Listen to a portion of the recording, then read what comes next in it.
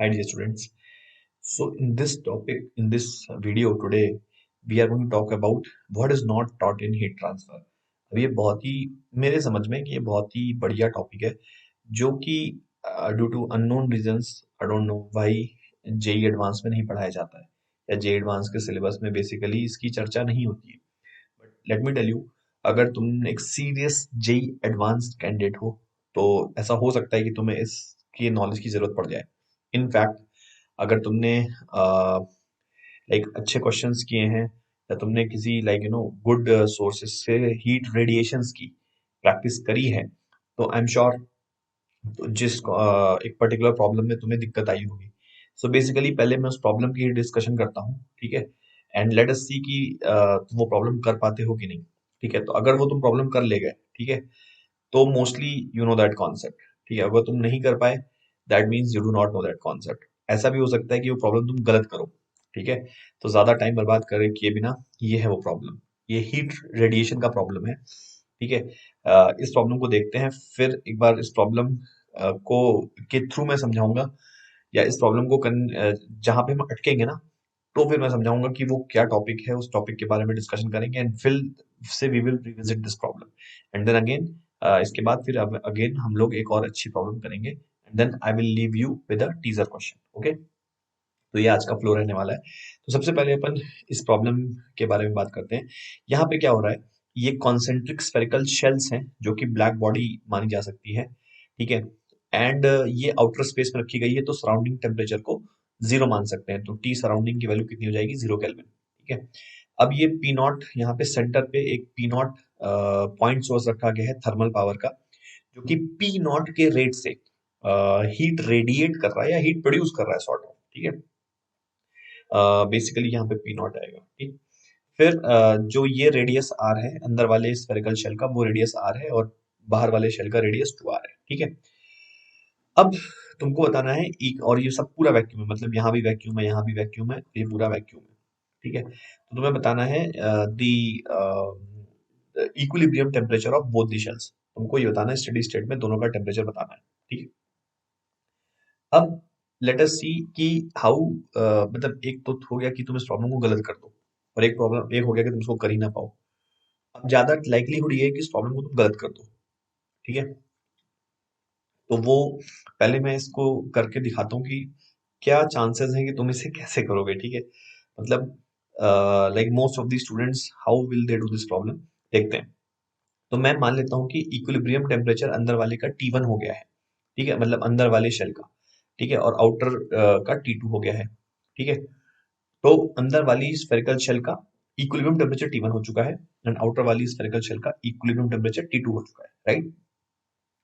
अब हमें इस T1 T2 की वैल्यू निकालनी है। ठीक है, तो पहले T2 निकालने के लिए अपन क्या कर सकते हैं, जैसे इसको पूरा सिस्टम मान लो, मतलब पूरे सिस्टम का मेरा मतलब है कि ये पूरी चीज इसको एक सिस्टम मान लेते हैं।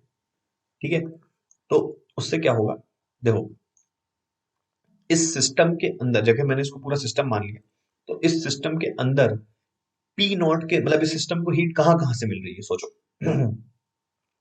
अगर मैं इसको पूरा सिस्टम मान चुका हूँ, इसके अंदर सिर्फ ये पी नॉट के रेट से हीट प्रोड्यूस हो रही है। लॉजिकली सोचो, तो इसको इसके अंदर पी नॉट के रेट से हीट प्रोड्यूस हो रही है कि नहीं, बोलो हाँ। तो ये हीट रेडिएट हो गई होगी, तो ये हीट रेडिएट कहाँ से, मतलब हीट लॉस कहाँ से हो रही है। तो अगर मैं इसको पूरा सिस्टम मान चुका हूँ, तो इसका मतलब है कि हीट लॉस सिर्फ जो है T2 की या 2r की आउटर सरफेस से हो रही है। ठीक है, यहाँ से स्पेस में यहाँ से हीट निकल जा रही है। ठीक है, यहाँ से ऐसे हीट निकल जा रही है। तो बेसिकली अपन बोल सकते हैं कि जो जो 2r है उसकी जो आउटर सरफेस है ना, वो जिस रेट से हीट रेडिएट करेगी, बस वो लिख दिया जाए। तो क्या लिखा जाएगा, स्टीफेंस लॉ लगा देते हैं। तो एमिसिविटी 1 है, ब्लैक बॉडी है, एरिया आउटर सरफेस का कितना है 4 पाई इंटू 2r का होल स्क्वायर, तो ई ए सिग्मा T2 की पावर 4, ये लिख दिया हमने। अब ये equation most of the students will write and this correct answer, ये सही भी है। ठीक है, अगर तुम्हें ये इक्वेशन नहीं समझ में आई तो उसको समझाने के लिए एक एनालॉजी में देता हूँ। ऐसे समझ सकते हो कि यहाँ पे पी मतलब ये एक बॉडी है, मतलब ये बॉडी मतलब ये पूरा यहाँ तक। ठीक है, ये पूरी यहाँ तक एक बॉडी है। ठीक है, इसके अंदर कित मतलब हीट को तुम पानी मान लो, कितना पानी मान लो, एक नल हमने खोल दिया, एक टैप हमने ओपन कर दिया है जो कि पी नॉट के रेट से पानी प्रोड्यूस करता है, ठीक है। और सिंस टोटल पानी इसके अंदर कांस्टेंट है, तो इसका मतलब वो पानी निकल भी जाना चाहिए उसी रेट से। तो पानी निकल कहाँ से सकता है, वो इस यहीं से सकता है, आउटर सरफेस से पानी निकल रहा है, ठीक है, यहाँ से। जितना पानी, जितना नल पानी अंदर निकाल रहा है, उतना ही पानी यहाँ से निकल जा रहा है, ये हमने किया है, ठीक है। तो अब इसको हीट में वापस बोल दोगे तो हीट के फॉर्म में ये इक्वेशन बन जाएगी, ठीक है, ये करेक्ट है, इसमें कोई दिक्कत नहीं। प्रॉब्लम है सेकंड इक्वेशन। अभी तो हमारे पास एक ही इक्वेशन है, अभी तो T2 की वैल्यू सॉल्व, T1 की वैल्यू के लिए क्या करेंगे, ठीक है। उसके लिए भी अपन, अगर मैं इसको सिस्टम मान लूं, जैसे अभी तक माना था ना, यहां तक सिस्टम मान लूं, ठीक है, यहां तक, ठीक है। तो अब यहां तक अगर मैं सिस्टम मान लूं, मतलब इसके अंदर अंदर पूरा मैं सिस्टम मान लूं, तो मैं क्या करूंगा, सॉरी, रियली सॉरी। तो बेसिकली अगेन, इस सिस्टम को कहां कहां से हीट मिल रही है, तो एक तो इसको पी नॉट, अंदर इसके नल खुला हुआ है, तो वहां से हीट मिल रही है, ठीक है। प्लस यहां से देखो, क्यू आर की जो इनर सरफेस ना, टू आर की, ये भी तो उसके ऊपर हीट दे रही है, ऐसे सही है, ये भी इसके ऊपर हीट दे रही है, ठीक है। तो इसको यहां से भी हीट मिल रही है, तो वो कितनी हीट मिल रही है, 4 पाई इंटू इसका रेडियस, टू आर की इनर सरफेस का रेडियस, ठीक है। तो 4 पाई इंटू आर स्क्वायर, यानी कि 2r का होल स्क्वायर, है ना, 4 pi R square into sigma into T2 की पावर 4, ठीक है, इंटू T2 की पावर 4, क्योंकि उसका टेम्परेचर T2 है, ठीक है। इतनी हीट इसको मिली, ठीक है, इतनी हीट इसको मिली, ठीक है। This will be total heat radiated by the inner sphere. तो total heat radiated by the inner sphere क्या लिखा जाएगा, वो लिखा जाएगा 4 पाई इंटू, जो इनर स्फीयर है वो कहां से हीट रेडिएट कर रहा है, तो वो हीट रेडिएट कर रहा है, ये देखो यहां से ऐसे ऐसे ऐसे ऐसे ऐसे, ये कर रहा है 4 pi R square into sigma into T1 की पावर 4, ठीक है, ये लिखा जाएगा। अब अगर तुमने, मतलब ये लिखा जाएगा, मतलब अगर तुमने यही लिखा है, ठीक है, अगर तुम्हें लग रहा है यही सही है, एक्चुअली ये सही नहीं है, ठीक है, सेकंड इक्वेशन प्रॉब्लम है, ठीक है। अगर तुमने आज तक ये करते हैं, या तुम्हें लगता है कि तुमने यही किया है और ये सही मान लिया तुमने आज तक, तो ये गलत है, second equation is not correct. फिर से मैं बताता हूँ, अभी तो मैं गलत बता रहा हूँ कि जो लोग गलत क्या करते हैं। तो क्या करते हैं लोग, ये जो आउटर शेल है, इससे इनर शेल को जो हीट मिली, वो ये लिखी, ठीक है ना। और इस इनर शेल के अंदर पी नॉट के रेट से पानी अलग प्रोड्यूस हो रहा है, या हीट अलग प्रोड्यूस हो रही है। This will be equal to heat radiated by the inner shell, और वो कैसे कर रही है, वैसे कर रही है, ठीक है। अब ये जो टर्म है ना, ये वाला टर्म, ये टर्म गलत है, ठीक है। अब क्या गलती है, उसके लिए हम एक कॉन्सेप्ट पढ़ते हैं, कॉन्सेप्ट ऑफ फॉर्म फैक्टर। ये कॉन्सेप्ट अच्छा है, जैसे अगर इस प्रॉब्लम को हमें सॉल्व करना है, तो उस कॉन्सेप्ट को ही यूज करके हम इस प्रॉब्लम को सॉल्व करेंगे। तो वी विल रिविजिट दिस, जो है अभी इस सेक्शन पे वापस आएंगे हम लोग, ठीक है। तो जैसा मैंने कहा कि ये वाला जो टर्म है ना, ये टर्म, इस टर्म को मॉडिफाई करेंगे, रॉन्ग टर्म, ये रॉन्ग है, बाकी सब इसमें सही था, ठीक है। तो अब इसको वापस we will come back to this, okay. उसके पहले अपन उस कॉन्सेप्ट को पढ़ते हैं, which is called as concept of form factor, या व्यू फैक्टर, या फिर शेप फैक्टर, ओके। तो let us see what is form factor, ठीक है। तो मैंने यहाँ पे कुछ बातें लिखी हैं, इन बातों को अपन एक एक करके समझते हैं, ठीक है। मान लिया कोई एक सरफेस है, ठीक है, यहाँ ये कोई सरफेस है, ठीक है। अच्छा, सरफेस का भी मतलब क्या होगा, जैसे तुम ये समझो, जैसे मैंने यहाँ पे कुछ बनाया है, ठीक है। अब इसके मतलब ये जो भी चीज है, ये मान लो मेटल बॉडी है, मेटल शीट है, या कुछ भी है, ठीक है, तुम्हारा मोबाइल है या कुछ भी है, तो इसके भी दो सरफेस होते हैं, ठीक है। जैसे कि एक ये वाली सरफेस, एंड ये वाली, दो एक ये वाली सरफेस, तो ये दोनों अलग सरफेस मानी जाएगी। जैसे पेपर पे तुम लिखते हो, कॉपी पे, पेपर पे तुम लिखते हो, तो पेपर के दोनों साइड लिख सकते हो ना, एक साइड लिखा फिर दूसरी साइड लिखा, तो वो दो अलग अलग सरफेस मानी जाएगी, वो दो अलग अलग पेज हो गए, है ना, वो दो अलग अलग पेज। तो उसको तुम सरफेस को यहाँ से पेज जैसा समझ सकते हो, पेज, ठीक है। तो यहाँ पे ये दिस इज, ये ऊपर वाला अलग पेज है, नीचे वाला अलग पेज है, you have to understand that, ठीक है। तो जब हमने कहा सरफेस है, तो मतलब समझ रहे हो कि हम किसी एक साइड की बात कर रहे हैं, तो let us talk about this side, हम ऊपर वाली साइड की बात कर लेते हैं, ठीक है। मान लिया ये कोई सरफेस है, ठीक है। तो again as I am saying कि हम इस सरफेस की बात कर रहे हैं, ठीक है। एंड मान लिया यहाँ पे भी एक और कोई सरफेस है, ठीक है। अगेन हम इस सरफेस की जब बात कर रहे हैं, तो हम कौन से, लाइक लेट से इस सरफेस की बात कर रहे हैं, ठीक है। तो लेट अस से इसका नाम हमने ith सरफेस रख दिया, और इसका नाम हमने jth सरफेस रख दिया, ठीक। ith सरफेस और jth सरफेस, ठीक है। अब ith सरफेस हीट रेडिएट करेगी, ठीक है, ith सरफेस हीट रेडिएट करेगी, ठीक है। तो जो ith सरफेस हीट रेडिएट करेगी, उसका कितना फ्रैक्शन जेथ सरफेस इंटरसेप्ट कर रही है, या कहने का मतलब क्या हो गया कि आईएथ सरफेस से जो भी हीट निकली रेडिएशन के फॉर्म में, जैसे जो भी हीट निकल रही रेडिएशन के फॉर्म में आईएथ सरफेस से, उसका कितना फ्रैक्शन जेथ सरफेस पे जाके गिरा। ठीक है, जेथ सरफेस पे जाके गिरा, इस चीज को बोला जाता है एफ आई जे। क्या बोला जाता है? एफ आई जे, मतलब form factor of surface surface J with respect to I. ठीक है, तो बेसिकली ये क्या बताता है? ये बताता है फ्रैक्शन, ये बताता है fraction of heat radiation, heat radiation, ठीक है, हीट रेडिएशन इंटरसेप्टेड, ठीक है, intercepted by surface J, surface J, ठीक है, that was that was radiated, radiated by surface I. ठीक है, assuming assuming vacuum in between them, assuming vacuum between them। इसका क्या मतलब हो गया कि आइए तो जेथ सरफेस के बीच में हमने एयर पार्टिकल्स या कोई और मटेरियल अज्यूम नहीं किया है, वी हैव अज्यूम्ड वैक्यूम। उससे क्या होगा, जैसे मान लो एयर पार्टिकल्स आ गए या कुछ और आ गया, तो उससे क्या होगा कि फिर वो भी हीट एब्जॉर्ब करेंगे और फिर वो अपना खुद रेडिएशन स्टार्ट कर देंगे।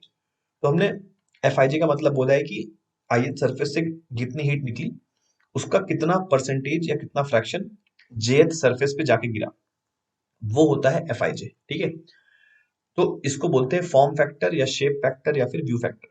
ठीक है, फॉर एग्जाम्पल आईएथ सरफेस ने अगर 100 जूल्स ऑफ हीट रिलीज करी फॉर एग्जाम्पल, एंड उसमें से 10 जूल्स जेथ सरफेस पे जाके गिरी, ठीक है, 10 जूल्स, तो फिर एफ आई जे की वैल्यू कितनी हो जाएगी? 10/100। ठीक है, तो बेसिकली कितना आ जाएगा? 1/10। ठीक है, पॉइंट वन। अब let's understand one very important fact about heat radiations. ठीक है, जो हीट रेडिएशंस होती है ना, that is a diffused phenomena. इसका क्या मतलब है? डिफ्यूज्ड फिनोमिना का क्या मतलब है? डिफ्यूज फिनोमिना का मतलब है कि जैसे it's not in radial direction, ठीक है, इट्स इन ऑल डायरेक्शन। जैसे फॉर एग्जांपल मान लो ये एक सरफेस है, ठीक है, तो इस सरफेस के सारे points will radiate heat in all directions, जैसे कि इधर भी, इधर भी, इधर भी, इधर भी, इधर भी, मतलब 2 पाई के सॉलिड एंगल में हर तरफ हीट रेडिएट करेंगे। वैसे ही यहाँ भी ये जो पॉइंट है ये भी हर तरफ हीट रेडिएट करेगा, इधर भी, इधर भी, इधर भी, इधर भी, इधर भी, 2 पाई के सॉलिड एंगल में, ठीक है, हर तरफ हीट रेडिएट करेंगे। ठीक है, ये वाला पॉइंट भी हर तरफ, मतलब हर तरफ से मतलब है पीछे की तरफ नहीं, नीचे नहीं, मतलब नीचे नहीं फेंकेगा, सरफेस की तरफ ही फेंकेगा, बट सरफेस से अवे हर पॉसिबल डायरेक्शन में, जैसे इधर भी, इधर भी, इधर भी, इधर भी, इधर भी, इधर भी, इधर भी, तो हर तरफ हीट रेडिएट करेगी। ठीक है, तो heat radiation is a diffused phenomena. बात समझो, हीट रेडिएशन एक डिफ्यूज्ड फिनोमेना होती है। ठीक है, अब इसकी वजह से जो है कुछ अपन पॉइंट समझने की कोशिश करते हैं। ठीक है, तो ये तो जैसे डेफिनेशन हम लिख दी, fraction of the heat radiated by the surface I that is intercept by in the surface J, assuming no materials present between them. तो ये तो हो गया एफ आई जे। ठीक है, क्या हो गया? एफ आई जे। अब सरफेसेस इन जनरल 3 टाइप की हो सकती है। ठीक है, जैसे यहाँ पे देखो क्या लिखा है, form factor of a convex और a plane surface for its own self is 0। Form factor of a concave surface for its own surface is non, on self is non zero. इसका क्या मतलब है, ये समझते हैं। देखो, इन जनरल सरफेस 3 टाइप की हो सकती है। ये हो गई कॉन्वेक्स सरफेस, ऊपर के पर्सपेक्टिव से कह रहा हूँ, मतलब इस तरफ के पर्सपेक्टिव से कह रहा हूँ। इस तरफ के पर्सपेक्टिव से एक कॉनकेव सरफेस है। ठीक है, बट अपन कौन से सरफेस की बात कर रहे हैं? ऊपर वाली को। मैंने अभी कहा था कि 2 सरफेस है यहाँ पे, एक ये वाली और एक ये वाली, तो हम कौन सी सरफेस की बात कर रहे हैं? ऊपर वाली। ठीक है, that means we are talking about this surface. तो एक कौन सी सरफेस है? Convex surface. ठीक है, कॉन्वेक्स।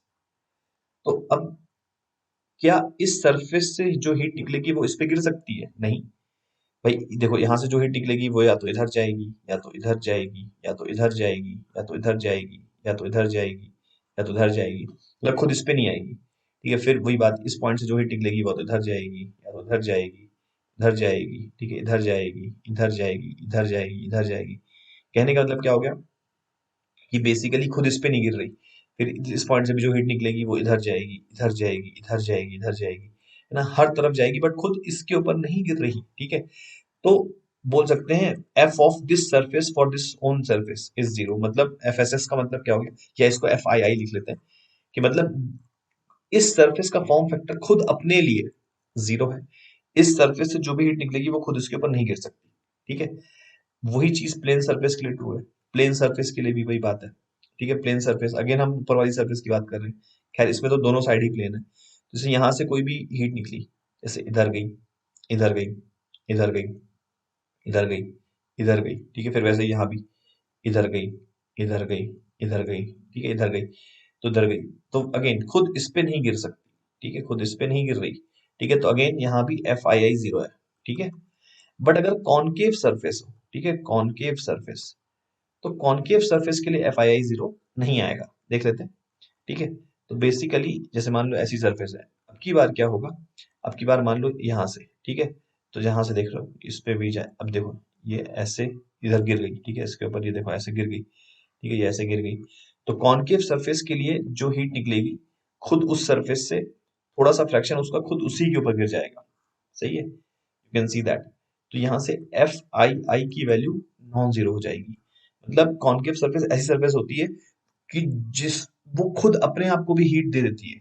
ठीक है, मतलब तुमको अगर फील नहीं आई तो ऐसा समझ लो कि अगर ये सारे पॉइंट्स, मतलब ये सारे पॉइंट्स इसकी टॉप, जैसे कॉनकेव सरफेस की टॉप के सारे पॉइंट्स अगर पानी हर डायरेक्शन में छोड़ रहे हैं, मतलब अपनी तरफ, मतलब नीचे की तरफ नहीं छोड़ रहे हैं बट ऊपर की तरफ हर डायरेक्शन में छोड़ रहे हैं, जैसे इधर भी, इधर भी, इधर भी, इधर भी, इधर भी, इधर भी, तो कुछ पानी तो ये खुद अपने ऊपर भी छोड़ देंगे ना, खुद पानी, कुछ पानी तो ये खुद अपने ऊपर भी रिलीज कर देंगे। ठीक है, तो एफ आई आई जो है नॉन जीरो जाता है। तो यही बात बोली गई थी।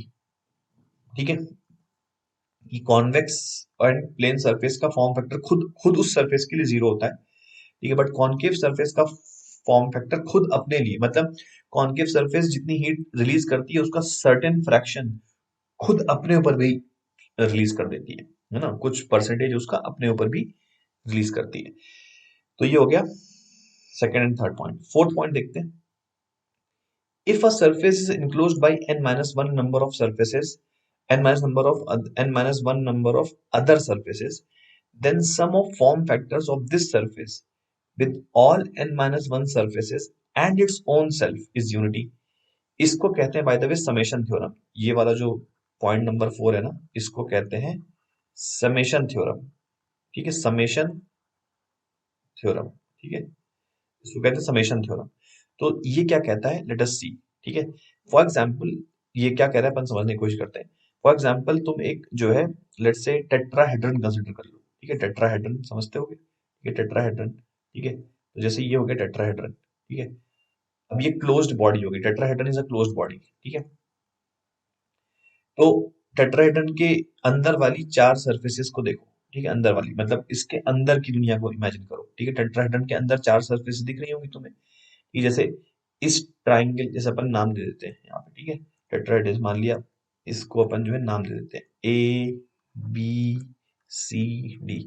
ठीक है, तो जो एबीसी ट्राइंगल है इसके अंदर वाला सरफेस, ठीक है, अंदर वाला, ठीक है, जो टेट्राहेड्रन के अंदर है, फिर एसीडी ट्राइंगल के अंदर वाला, फिर बीसीडी ट्राइंगल के अंदर वाला, एंड फिर एडीबी ट्राइंगल के अंदर वाला। ठीक है, चार सरफेस दिख रही तुम्हें। ठीक है, अब let's consider one of the triangles, let's say ACB, ये वाला ट्राइंगल। ठीक है, इसकी इनर सरफेस है ना, ट्राइंगल की इनर सरफेस। इस सरफेस को तीन अलग सरफेस एनक्लोज कर रही है, कौन कौन सी, जो मैंने भी नाम ली थी, एसीडी का अंदर वाला, बीसीडी का अंदर वाला, एंड एडीबी का अंदर वाला, एंड खुद एसीबी। मतलब तीन तो डिफरेंट सरफेस हो गई और एक खुद ACB. What I am trying to tell you is कि एसीबी को इन तीनों सरफेसेस ने मिला के जो है कवर कर दिया है, मतलब बंद कर दिया है, समझ रहे हो, क्लोज कर दिया, बॉडी क्लोज इनक्लोज कर दिया मिला के। तो फॉर्म फैक्टर ऑफ एसीबी, जो एसीबी सरफेस है ना, जो उसका फॉर्म फैक्टर आएगा, ठीक है, with respect to these three surfaces and on its own, इनका समेशन जीरो होगा, सॉरी सॉरी, इनका समेशन वन होगा। ठीक है, क्या कहा मैंने, फिर से समझ लेते हैं। ठीक है, देखो एसीबी जो सरफेस है ना, एसीबी सरफेस, इसका जो अंदर वाला मतलब एसीबी जो सरफेस है, जो ट्राइंगल है, उसका जो अंदर वाला सरफेस है, अंदर वाला मतलब टेट्राहेड्रन के अंदर वाला। ठीक है, उसका फॉर्म फैक्टर खुद उसके साथ प्लस ए सी डी ट्राइंगल के अंदर वाले के साथ प्लस बी सी डी के अंदर वाले के साथ प्लस ए बी डी के अंदर वाले के साथ मिला के वन आएगा। और आना भी चाहिए वन, क्यों वन आना चाहिए भाई? तुम ये समझो ए सी बी के से जो पानी निकल रहा है वो या तो ए सी डी पे गिरेगा, या तो बी सी डी पे गिरेगा, या तो ए डी बी पे गिरेगा, और या तो एसीबी पे खुद गिर जाएगा। वैसे इस केस में एसीबी पे खुद नहीं गिर सकता, क्योंकि एसीबी एक प्लेन सरफेस है, तो खुद उसका फॉर्म फैक्टर खुद उसी के साथ जीरो आएगा। बट मैं इन जनरल बात कर रहा था, ठीक है। मतलब बेसिकली बात ये की जा रही है कि अगर एक सरफेस को हम चारों तरफ से इनक्लोज कर दें, तो ऑब्वियस सी बात है ना, चारों तरफ से तुम इनक्लोज कर दोगे तो उस सरफेस से जो भी हीट रेडिएशन निकल रहा होगा वो कहीं ना कहीं तो जाएगा। तो कुछ परसेंटेज सरफेस वन पे गिर जाएगा, कुछ परसेंटेज सरफेस टू पे गिर जाएगा, कुछ परसेंटेज सरफेस थ्री पे गिर जाएगा। तो मिला मिलू के फॉर्म फैक्टर क्या आएगा? फॉर्म फैक्टर वन आ जाएगा, ठीक है। आई होप ये समझ में आ गया होगा, ऑब्वियस पॉइंट है ये। तो उसको कहते हैं समेशन थ्योरम। जो फिफ्थ पॉइंट है वो थोड़ा कम ऑब्वियस है, उसका मैथमेटिकल प्रूफ एग्जिस्ट करता है, but as of now we will state just the theorem. इसको कहते हैं रेसिप्रोसिटी थ्योरम, ठीक है। रेसिप्रोसिटी थ्योरम फिफ्थ जो थ्योरम है, ये कहता है for a pair of surfaces the product of form factor and area is equal. इसका क्या मतलब हो गया? जैसे मान लो अगेन ये कोई सरफेस है आई, ठीक है, इसकी अगेन मैं ऊपर वाली सरफेस को कंसीडर कर रहा हूँ, ठीक है, इसको आई एच सरफेस, और ये एक सरफेस है जे, अगेन मैं इसकी ये वाली सरफेस को कंसीडर कर रहा हूँ, ठीक है। तो जो इसका एरिया मान लो ए आई है, ठीक है, और इसका एरिया मान लो ए जे है, ठीक है। तो फिफ्थ रेसिप्रोसिटी थ्योरम कहता है कि एफ आई जे, ठीक है, एफ आई जे मतलब ith सरफेस से निकलने वाली हीट का कितना परसेंटेज जे पे जाके गिरा multiplied by area of I, that should be equals to F J I into A J, ठीक है। मतलब क्या हो गया? Percentage of heat received by J that was radiated from I multiplied by area of I. मतलब इस surface से जितनी हीट निकली उसका जितना फ्रैक्शन जे पे जाके गिरा multiplied by area of I, ठीक है। This will be is equals to percentage of heat जो कि जे से निकली और आई पे आके गिरी, ठीक है, multiply by area of J, F I J into A I that should be equals to F J I into A J, ठीक है। तो आई सरफेस से निकलने वाली हीट का कितना फ्रैक्शन जे पे जाके गिरता है multiplied by area of I, that should be equals to J surface से निकलने वाली हीट का कितना फ्रैक्शन आई पे जाके गिरता है मल्टीप्लाई बाय एरिया ऑफ जे। इसको कहा जाता है रेसिप्रोसिटी थ्योरम। ऑफ कोर्स ये थोड़ा ऑब्वियस नहीं है, बट जो है दैट दिस इज इसका मैथमेटिकल प्रूफ एग्जिस्ट करता है। But again as of now we will just state this result, ठीक है। जो है इसको अपन ध्यान रखेंगे, ठीक है। अब अब जो है लेट्स गो बैक टू, तो ये सारे थ्योरम यूज करके हम लोग जो है हीट रेडिएशन के अब कोई भी क्वेश्चन कर सकते हैं, ठीक है। तो अब हम लोग जो है एक क्वेश्चन जो हमने स्फीयर वाला देखा था उसको रिविजिट करते हैं, ठीक है। लेट्स रिविजिट, ठीक है। अब तुम इस क्वेश्चन को देखो। पहला स्टेटमेंट तो अगेन जैसे मैंने कहा वो करेक्ट था, इसमें कोई दिक्कत नहीं है, दिस इक्वेशन वाज करेक्ट, ठीक है। इसको अपन इक्वेशन वन बोल देते हैं, ठीक है। अब तुम ये सोचो अगेन थोड़ी देर के लिए ना, जो अंदर वाली शेल है आर वाली, इसकी आउटर सरफेस को मैं सरफेस वन कह देता हूं। क्या कहा मैंने? अंदर वाली शेल की आउटर सरफेस, ठीक है, यानी रेडियस आर वाली शेल की आउटर सरफेस को मैंने सरफेस वन कह दिया, एंड रेडियस टू आर वाली शेल की इनर सरफेस मतलब कि ये वाली, इसको मैंने टू कह दिया, सरफेस टू। सही है, सही। अब तुम सोचो surface one is surrounded by surface two and surface one, मतलब सरफेस वन का जो फॉर्म, देखो सरफेस वन से सरफेस वन कॉन्वेक्स सरफेस दिखाई पड़ रही होगी, सरफेस वन कॉन्वेक्स सरफेस दिखाई पड़ रही होगी, तो सरफेस वन से हीट कहाँ कहाँ जा सकती थी? या तो खुद उस पे गिरती वन पे, और या तो टू पे गिरती, बट वन पे गिरेगी नहीं क्योंकि वन वन जो है कॉन्वेक्स सरफेस है। तो अपन कह सकते हैं कि F of one to one plus F of one to two, that should have been one, है ना। वन से जो वन पे जाएगी हीट प्लस वन से जो टू पे जाएगी हीट, ये इसकी वैल्यू वन आएगी। जो वन से हीट रेडिएट होगी, ठीक है, ये या तो खुद उस पे गिरती है, बट वन इसकी वैल्यू जीरो है क्योंकि ये कॉन्वेक्स सरफेस दिख ही रहा है, ठीक है। इसका मतलब एफ वन टू की वैल्यू कितनी आ गई? वन। इसका मतलब वन से जो भी हीट निकलेगी वो टू पे जाएगी, ठीक है। अब हम यूज करेंगे वन और टू सरफेसेस के लिए रेसिप्रोसिटी थ्योरम, रेसिप्रोसिटी थ्योरम, ठीक है। तो basically area of one into F12 that should be is equals to area of two into F21। ठीक, तो एरिया ऑफ वन कितना है, वो है 4 पाई r स्क्वायर, ठीक है, इंटू F12 की वैल्यू 1 है, that should be is equals to area of two. Area of two कितना है, 4 पाई इंटू 2r स्क्वायर, है ना, 4 pi into 2r square into F21, ठीक है, इंटू F21। तो F21 की वैल्यू कितनी आ गई हमारे पास, ये आ गई, यहाँ से 4 पाई स्क्वायर कैंसिल हो जाएगा, दैट मीन्स दिस इज 1/4, ठीक है, सो दिस विल बिकम 1/4, यानी कि सरफेस टू से निकलने वाली 1/4 हीट सरफेस वन पे गिरेगी, है ना, सरफेस टू के इनर सरफेस, मतलब सरफेस टू से, सॉरी, सरफेस टू से जितनी भी हीट निकलेगी उसका 1/4 फ्रैक्शन सरफेस वन पे जाएगा सिर्फ, समझ में आ रही बात। और उस, अब देखो सरफेस टू से जो भी heat, surface two concave surface से दिख रही होगी, ठीक है, सरफेस टू कैसी सरफेस थी, surface two was a concave surface, है ना, ये सरफेस वन थी, ये सरफेस टू थी। तो सरफेस टू से जो हीट निकलेगी या तो वन पे जाएगी और या तो खुद उसी पे चली जाएगी, यानी F22 की वैल्यू, भाई हमें ये भी पता है ना कि F21 प्लस F22 इसकी वैल्यू बनाएगी समेशन थ्योरम से, तो यानी कि F22 की वैल्यू कितनी आ गई, 3/4, ठीक है, तो यानी टू से जो भी हीट निकलेगा उसका 3/4 फ्रैक्शन 75% खुद उसके ऊपर गिर जाएगा, समझ में आई बात। अब अपन सेकंड इक्वेशन को फिर से बनाते हैं, तो कैसे बनाएंगे सेकंड इक्वेशन को फिर से, मैं क्या करता हूँ, वापस यहाँ तक का पूरा सिस्टम मान लेता हूँ, ठीक है, ये पूरा सिस्टम हो गया मेरा, ठीक है, ये मतलब शेल वन तक, पूरा शेल वन तक पूरा सिस्टम हो गया, ठीक है। अब इस सिस्टम को कहाँ, तुम पानी के पर्सपेक्टिव से समझो तो समझ में आ जाएगा, शेल वन को पानी से कहाँ कहाँ से मिला, तो शेल वन के अंदर एक नल खुला हुआ है जो कि P0 के रेट से पानी प्रोड्यूस करता है, ठीक है। शेल वन को शेल टू की इनर सरफेस, जिसको हमने सरफेस टू कहा हुआ है, ये वाली, ये भी पानी दे रही है, लेकिन कितना पानी दे रही है ये, पहले ये सोचो कि शेल टू कितना पानी प्रोड्यूस कर रही है, मतलब शेल टू की इनर सरफेस, ये जो सरफेस टू है, सरफेस टू कितना पानी प्रोड्यूस कर रही है, वो प्रोड्यूस कर रही है 4 पाई इंटू 2r का whole square into sigma into T2 की पावर 4, इतना पानी प्रोड्यूस कर रही है, लेकिन इसका कितना फ्रैक्शन सरफेस वन पे गिर रहा है, तो वो 1/4 गिर रहा है, ठीक है, वो 1/4 इतना ही फ्रैक्शन गिर रहा है।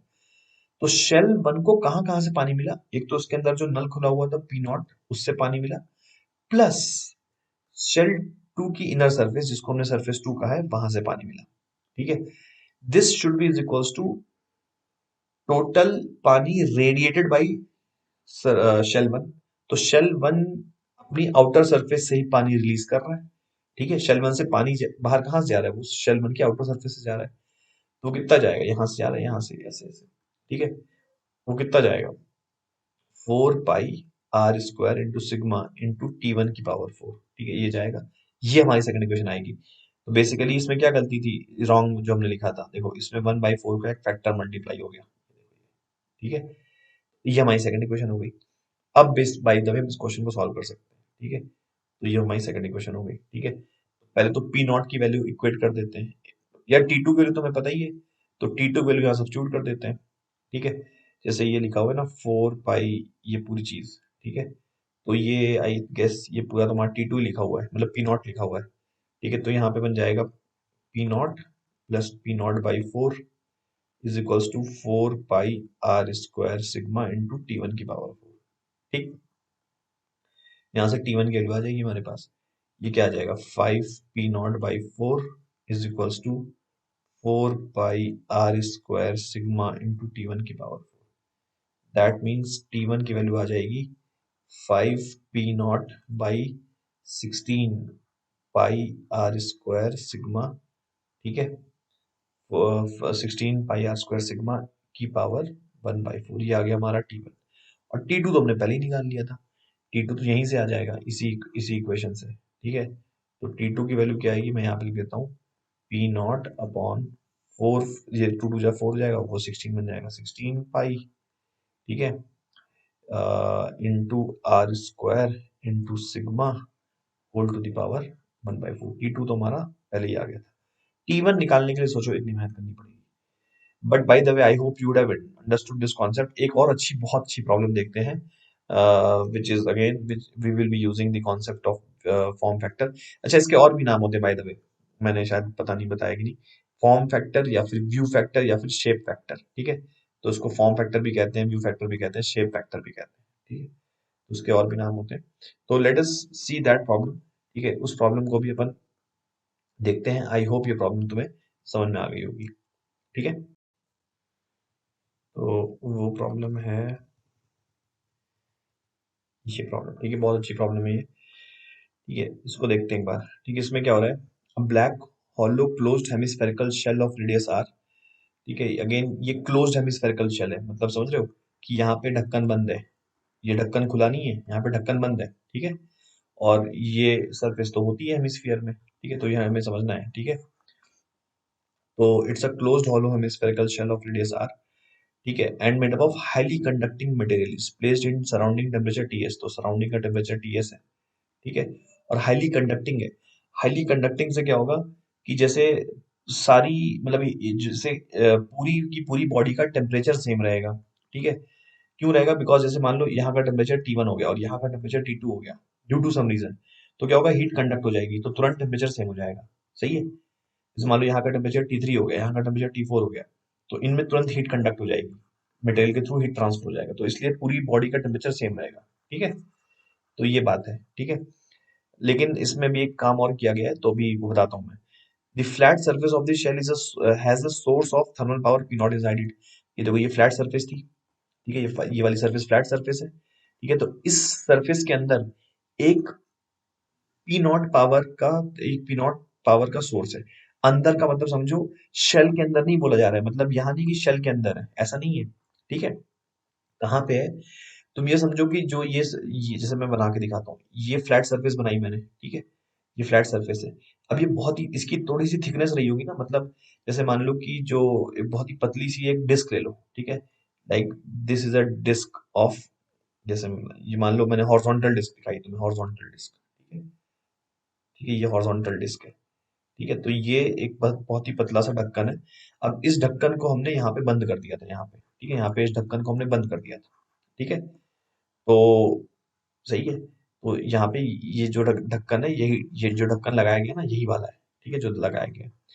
तो इसके अंदर, मतलब इसकी थिकनेस के अंदर, यहाँ पे इसकी थिकनेस के अंदर है ना, इसके मटेरियल के अंदर हमने एक सोर्स रखा है पी नॉट पावर का, समझ गए, इसके मटेरियल के अंदर, ठीक है। एक सोर्स रखा है पी नॉट पावर मटेरियल के अंदर, ध्यान रखना है इस बात का, ठीक है।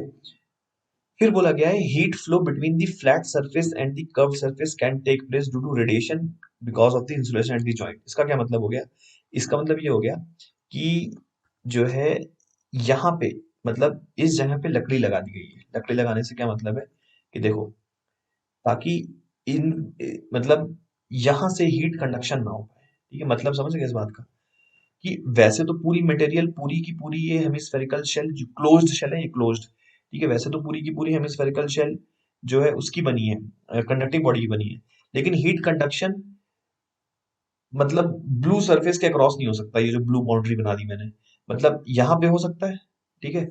तो इसका मतलब इसका पूरा टेम्परेचर सेम रहेगा, मतलब फ्लैट पार्ट का पूरा टेम्परेचर सेम रहेगा, कर्व्ड पार्ट का पूरा टेम्परेचर भी सेम रहेगा, लेकिन कर्व्ड और फ्लैट के बीच में हीट कंडक्शन नहीं हो सकता है। यहाँ पे लकड़ी लगा दी गई है जॉइंट पे, ठीक है।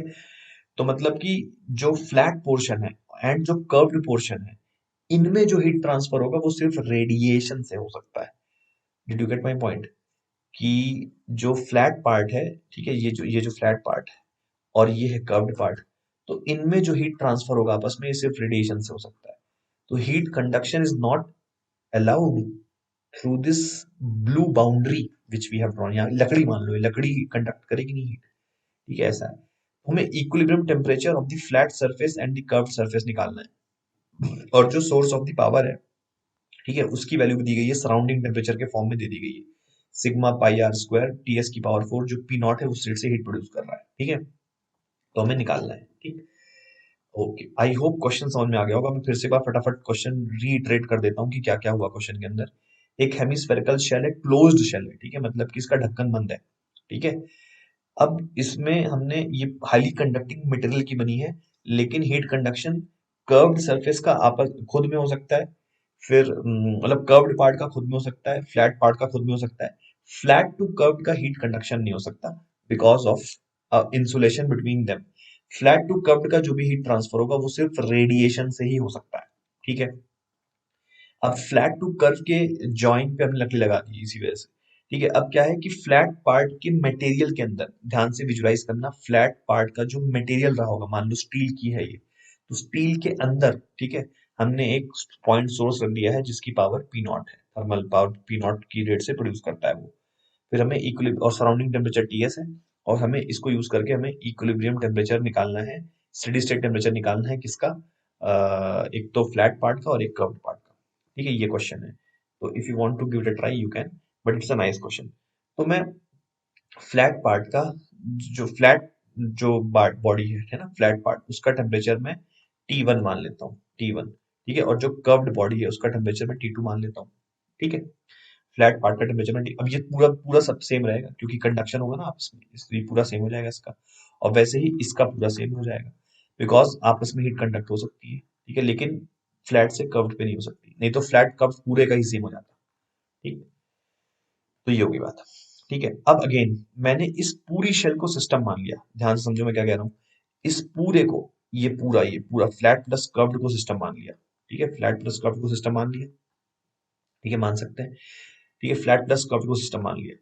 तो इस सिस्टम के अंदर कहाँ कहाँ, तुम पानी के पर्सपेक्टिव से सोचना, पानी के पर्सपेक्टिव से, तो इस सिस्टम के अंदर कहीं पानी, कहीं नल खुला है, हाँ खुला है। इस सिस्टम के अंदर जो है एक तो ये पी नॉट का नल खुला है, मतलब इस सिस्टम को पानी कहाँ कहाँ से मिल रहा है, तो इस सिस्टम को पानी इसके अंदर नल खुला है पी नॉट का, तो वो दे रहा है। प्लस सराउंडिंग सराउंडिंग इस फ्लैट सरफेस पे हीट गिरा रही है, ठीक है, वो कितनी गिरा रही है, तो ए मतलब समझ गए, फ्लैट का एरिया कितना हो जाएगा, पाई आर स्क्वायर, ठीक है, पाई आर स्क्वायर, ठीक है, into sigma into T surrounding की पावर 4, इतनी हीट फ्लैट पार्ट को दे रही है, प्लस कर्व्ड पार्ट को भी दे रही है, यहाँ पे ऐसे ऐसे कर्व्ड पार्ट को भी दे रही है, कितना दे रही है, 2 pi R square into sigma into T S की पावर 4, इतना पानी इसको टोटल मिल रहा है, ठीक है।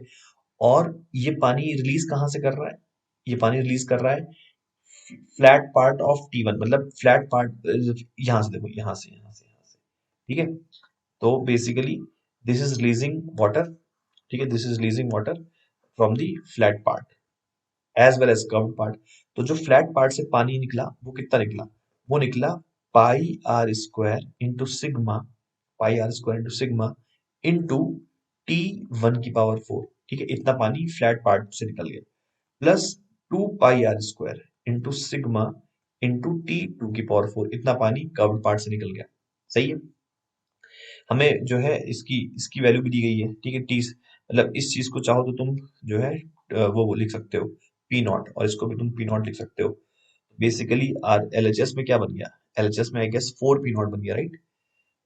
हाँ 4 पी नॉट बन जाएगा एलएचएस में, तो 4 P not is equals to pi R square sigma, ठीक है, पाई आर स्क्वायर सिग्मा आ जाएगा T1 की पावर 4, ठीक है, प्लस T1 की पावर 4 प्लस कितना आएगा 2T2 की पावर 4, 2T2 की पावर 4 ही आ जाएगा, ठीक है। इनफैक्ट 4 पी नॉट के लिए ना वापस ये सब्स्टिट्यूट कर देते तो उससे ये pi R square sigma cancel हो जाएगा, तो 4 into sigma into pi R square, ठीक है, इंटू टी एस की power 4, this is equal to pi R square sigma into T1 की पावर 4 प्लस 2T2 की पावर 4, ये आ गया हमारे पास, ठीक है। ये हमारी पहली इक्वेशन बन गई, ठीक है।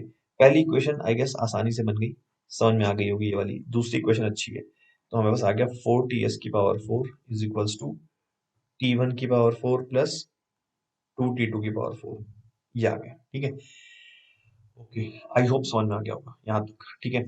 अब थोड़ा सा दिमाग लगाना पड़ेगा, ध्यान से सुनना, ठीक है। मैं फ्लैट पोर्शन की जो अंदर वाली सरफेस है ना, ये वाली अंदर वाली रही होगी ना, देखो फ्लैट पोर्शन की जो अंदर वाली सरफेस है, ठीक है, लाइक ये वाली, ठीक है, इसको मैं बोल रहा हूँ सरफेस वन, ठीक है, इसको मैं बोल रहा हूँ सरफेस वन, ठीक है, ठीक है।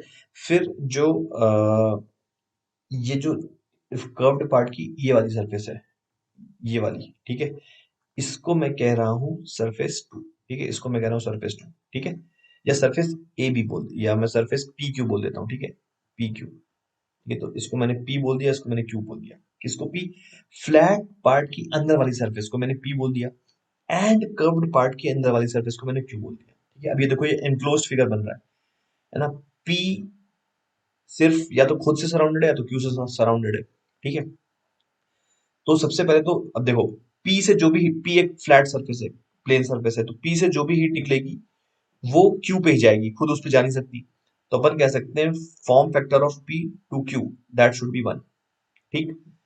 अब थ्योरम ऑफ रेसिप्रोसिटी लगाई पी और क्यू पे, तो वो कहती है कि form factor of P to Q into area of P, that should be is equals to form factor of Q to P into area of Q, ठीक है। Form factor of P to Q क्या है? 1 है। Area of P क्या है? Pi R square, that should be is equals to form factor of Q to P into area of Q क्या है? 2 pi R square. यानी यहां से form factor of Q to P आ गया half. इसका मतलब क्यू से निकलने वाली आधी हीट पी तक पहुंचती है, और क्यू से निकलने वाली आधी हीट खुद क्यू पे ही गिर जाती है। तो यहाँ से आधी हीट तो पी पे पहुंचेगी, बट आधी हीट जो है खुद ही क्यू पे गिर जाती है, ऐसे ऐसे करके। आई होप समझ में आ गया होगा, ठीक है। तो ये इंपॉर्टेंट फैक्ट था। अब मैं क्या करूंगा, सिर्फ फ्लैट पोर्शन को, सिर्फ फ्लैट पोर्शन मतलब फ्लैट पोर्शन की दोनों साइड को मिला के सिस्टम मान रहा हूं। फिर से सुनना मेरी बात, फ्लैट पोर्शन की दोनों साइड, एक अंदर वाली एक बाहर वाली, दोनों साइड को मिला के सिस्टम बोल रहा हूँ, मिला के, ठीक है। क्या बोला मैंने? फ्लैट पोर्शन की दोनों साइड, दोनों साइड को मैंने मिला के सिस्टम बोल दिया, ठीक है। सिस्टम है मेरा। तो इस सिस्टम को कहां कहां से हीट मिली? तो इस सिस्टम को एक पी नॉट नल इसके अंदर खुला हुआ था, क्योंकि फ्लैट पोर्शन के अंदर ही थर्मल पावर प्रोड्यूस हो रही थी, तो उसको एक पी नॉट के रेट से हीट मिला। फिर फ्लैट पोर्शन को बाहर से सराउंडिंग दे रही है, वो कितना दे रही है? Pi R square into sigma into T S की पावर 4, इतनी हीट सराउंडिंग दे रही है फ्लैट पोर्शन को बाहर से, ठीक है। फ्लैट पोर्शन को अंदर से कर्व्ड पोर्शन, जो कि क्यू सरफेस थी ना, क्यू सरफेस, वो दे रही है। फ्लैट पोर्शन को अंदर से क्यू सरफेस दे रही है। क्यू सरफेस कितना दे रही है? तो पहले तो सोचो, क्यू सरफेस रेडिएट कितना करेगी? तो वो करेगी 2 pi R square into sigma into T two की पावर 4, इतनी रेडिएट करेगी। बट इसका सिर्फ आधा वो जो है पी पे देगी। दैट मीन्स फ्लैट पोर्शन को हीट 3 जगह से मिली। एक तो खुद उसके अंदर जो नल खुला हुआ था वहां से मिली, बाहर से सराउंडिंग से मिली, टीएस जो सराउंडिंग था उसने दिया, और क्यू से मिली, is equals to total heat radiated by the flat surface. तो फ्लैट सरफेस बाहर कितना हीट रेडिएट करता है? वो है pi R square into sigma into T one की पावर 4। और फ्लैट पोर्शन अंदर की तरफ कितना हीट रेडिएट करता है? Same, pi R square sigma into T one की पावर 4। आई होप यहाँ से हमारी सेकंड इक्वेशन हो गई, ठीक है। इसमें फिर से जो है पी नॉट की वैल्यू अपन सब्स्टिट्यूट कर देते हैं जो हमें दी गई थी।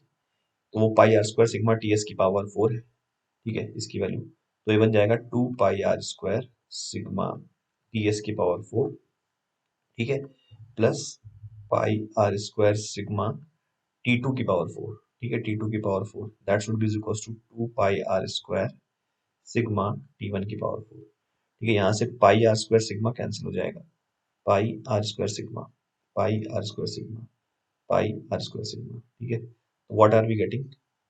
We are getting 2 T S की power 4 is equals to 2 T one की पावर 4 माइनस टी टू की पावर 4, ठीक है। This is our equation 2। बस अब इक्वेशन 1 और इक्वेशन 2 आ गए, ठीक है। तो यहाँ से अपन टी एस की पावर 4 की एक काम करते हैं, इस सेकंड इक्वेशन को 2 से मल्टीप्लाई करके ऐड कर देते हैं, ठीक है। सेकंड इक्वेशन को 2 से मल्टीप्लाई कर दो, ये जो सेकंड इक्वेशन इसको 2 से मल्टीप्लाई करो, ठीक है। तो 4 टी एस की power 4 is equals to 4 T one की पावर 4 माइनस 2 टी टू की पावर 4, ठीक है। और फर्स्ट इक्वेशन ये जो थी इसमें ऐड कर दो, तो क्या आ जाएगा? 8 टी एस की power 4 is equals to 5 T one की पावर 4, ठीक है। तो यहाँ से टी वन की वैल्यू आ गई 8/5, ठीक है, टी एस, और इस पे आ जाएगा पावर 1/4, ठीक है। फिर वही टी वन की पावर 4 हमें पता चल गया, ठीक है। तो वो वापस से अपन इक्वेशन वन में रख देते हैं, तो आ जाएगा 4 × ts⁴, that should be equal to t1 की पावर 4 कितना आया, 8 ts⁴ डिवाइड बाई 5, ठीक है, प्लस 2 t2 की पावर 4, यह आया था, ठीक। तुम्हारा कितना आ जाएगा, ये 5 4 जा 20 में से 8 जाएगा 12, 12/5 और 2 और यानी कि 6/5 आ जाएगा, दिस विल बिकम 6/5, यानी कि 6/5 to the power 1/4 into ts, ये आ गया t2, so this is the value of t2. I hope you would have understood this, ठीक है। तो this is the concept of form factor. Now let us see the teaser problem for this week, but before that I will tell you something about a clever program and then I'll reveal the teaser problem. Okay, so guys, this is the KVPY schedule. वैसे तो KVPY रहा नहीं, but ये वो time table है जिसके according हम लोग अपने चैनल पे वीडियोस अपलोड करेंगे। तो you can take a snapshot of it and तुम चैनल को इस टाइम पे विजिट कर सकते हो for the new videos that we are going to upload, ठीक है। Then guys, this is the like you can search about the Eclair program. I can tell you that this is the finest program running in the country for JEE Advanced. अगर तुम इस साल या next year JEE advance के लिए like appear करने वाले हो, तो basically I would want you to Google about it. You would not want to miss on something which is best, I'm sure. ये link you can save, this is the link for the notice board.